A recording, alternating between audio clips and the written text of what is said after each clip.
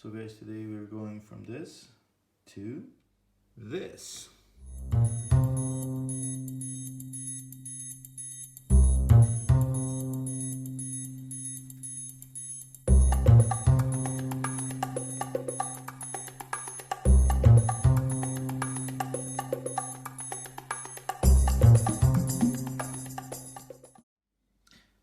So this is what we need to remove the rear tire.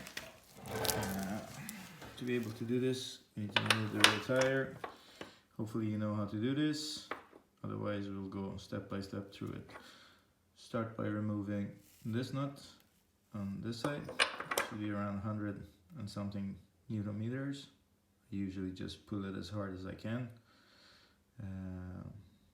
with a short length. So if you have a longer wrench, you should be careful so you don't tighten it too much, or if you want to be precise, use torque meter. I don't have the exact torque for this, but it should be around 100 and somewhere from 120 to 150. On my Yamaha it was 150. So I will remove this and get back to you. So here we are. Remove this nut, and then there's a washer here. Remove that, and then this is the beauty with Gilles wheel protection. You can grab hold of this, put your foot underneath the tire, one leg underneath there. See if I can do this with one hand. Just pull the axle straight through. And the other beauty of this is that you can put it straight down.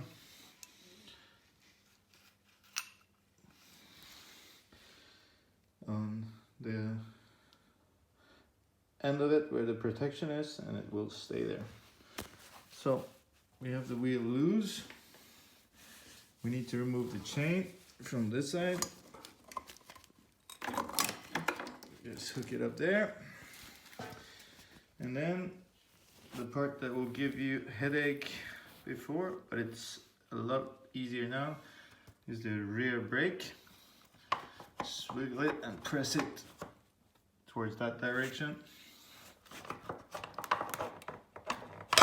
until it comes loose. I'll show you this in a second. I'll just remove the wheel, put that on the side.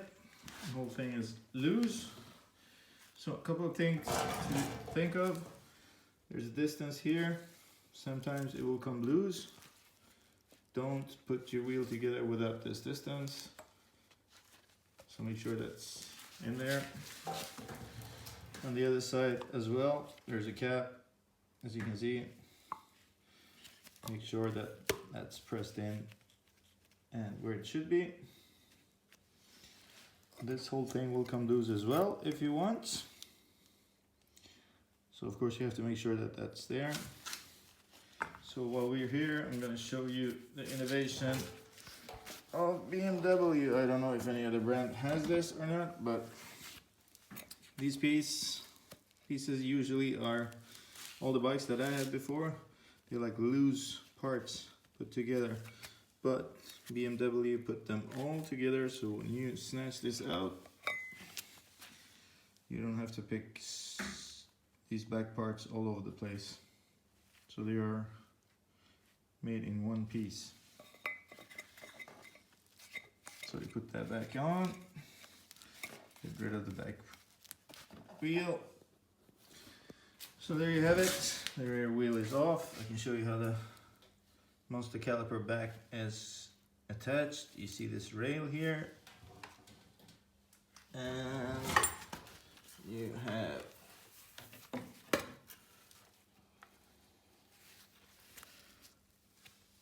this part here that will slide from the behind into this. It's really hard to see for you guys. It's really hard to see for me as well. But once you get it off, you'll figure this out. This slides in there, so you have your rear brakes on there. if you guys can see that, but I'm gonna show you anyway.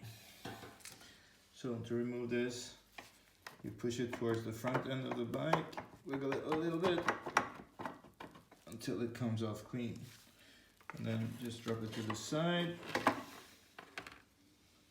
So you have two distances here. This will bug you as hell when you're trying to put the rear wheel back, because they will fall off. You have one on this side and the other one is on the axle. We're not gonna need this. What we need to do is unlock this and then unscrew this part out. I'll get the right wrench and get back to you. So it's a open 13 wrench. Just put it in there and open this screw up. This is the locking screw.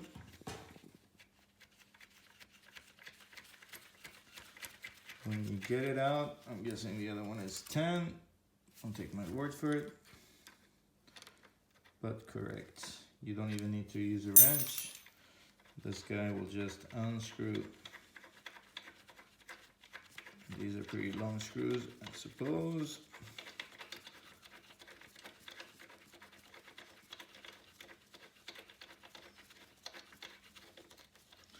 Yes, they are. We'll take them out and then repeat the same procedure on the other side. And we're ready to install the new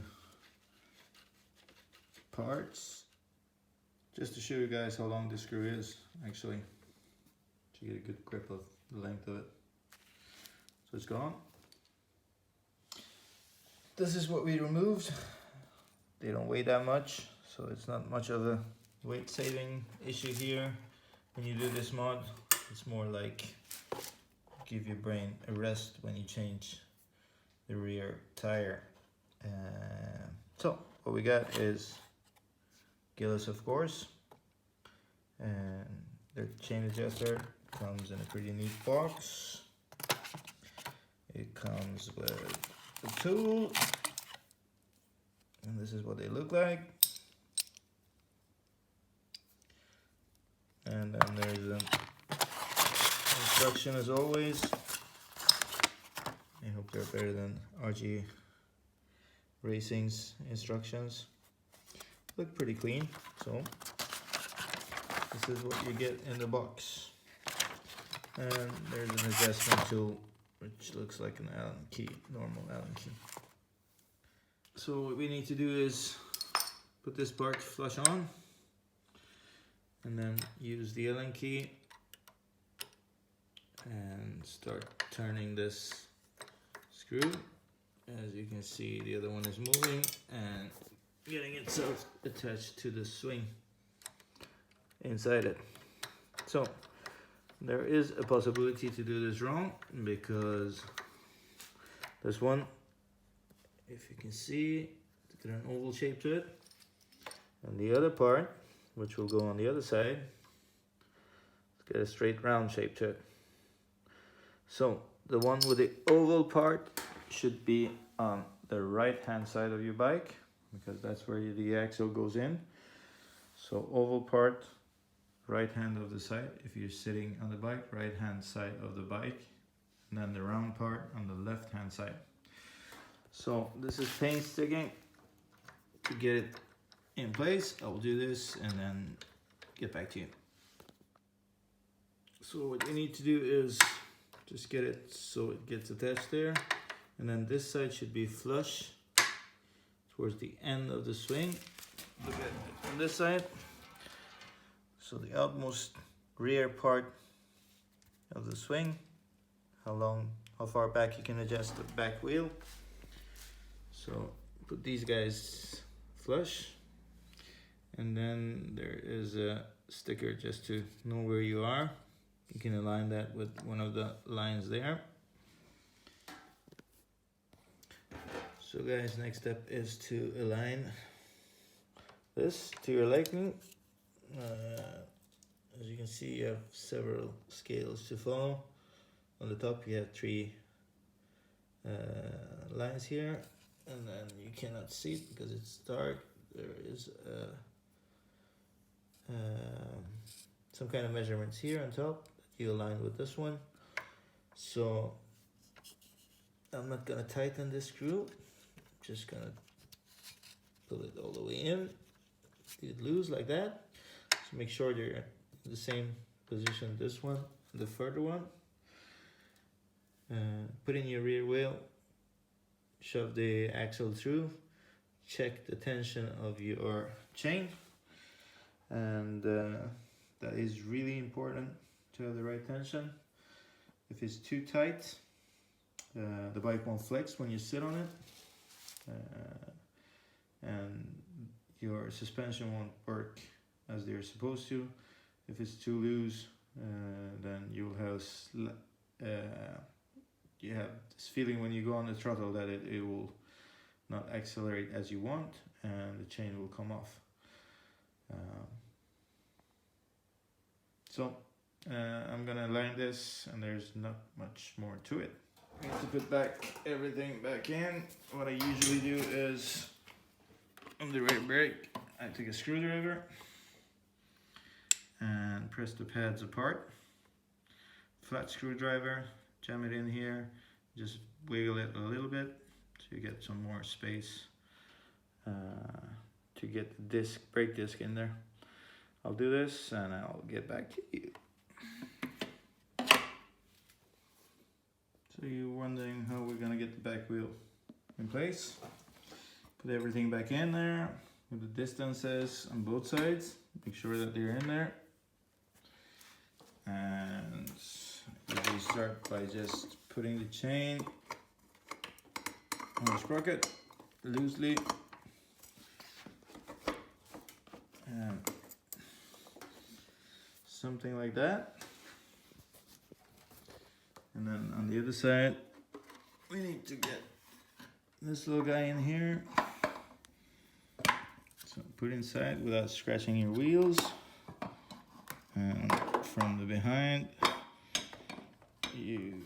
sorry guys, from the behind you have to shove this in to the track. There it is, and this is impossible to do with only one hand. So I will need to use my both hands. So when you get the brake caliper in place, you steer it so the disc will go inside. Put one foot underneath, lift it up, and then you take the axle and drive it through. For this I need both my hands. Sorry guys. So guys, it's installed. It's Gilles, so it looks good. But I have a couple of complaints. So if you're not in a rush to get this, I'll probably recommend you to wait. Number one, this part is one piece, and there's some measurements up here. I cannot understand why Gilles needs us to put some stickers on your swing. You cannot put them at exactly the same place on both sides. So this will make the whole thing useless because you cannot measure it to the exact same position on both sides. So in my world, this part should be moving where the axle is, and then the outer frame should be still, and then there should be some markings on the moving part and the other part. So I'm not that happy considering the amount these babies cost. Next problem was this screw here.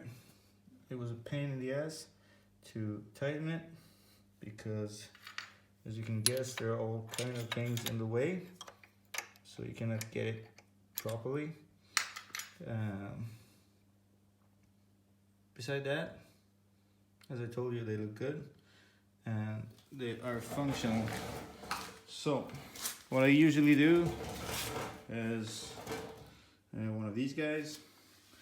I measure the distance from the frame to the side. I don't know if you guys can see. So I measure this distance, the hole that is shown between the frame and the chain tensor thing. and I make sure it's the same on both sides.